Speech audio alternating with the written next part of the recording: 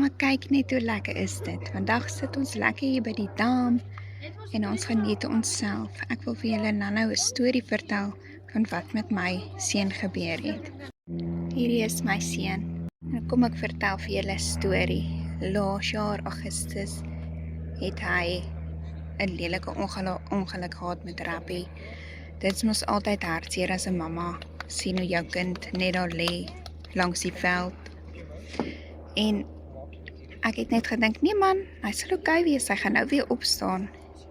En toe hoor ek net die paramedic sê, ons moet hulle moet die stretcher bring. Mamma, daai gevoel wat in jou hart is, dit was baie hartseer. Om jou kind daar te lê, daar te sien lê, is glad nie lekker nie. En toe mamma hardloop nou van waar ek was, 'n hele eind van hom af. En my vriendin bel my en sê sy het 'n klapgeluid gehoor. En toe ek daar kom, toe sê hulle vir my boetie se knie is gebreek. En net daar het my hart gaan staan, want toe dog ek, o genade, wat gaan aan met my kind?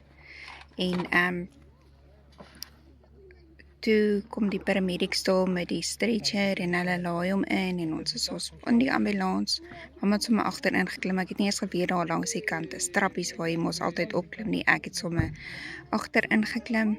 En ons is hospitaal toe en Boeta huil en mamma huil en papa is op pad van die werk af. En mamma sê vir hom, Boetie, relax asseblief net.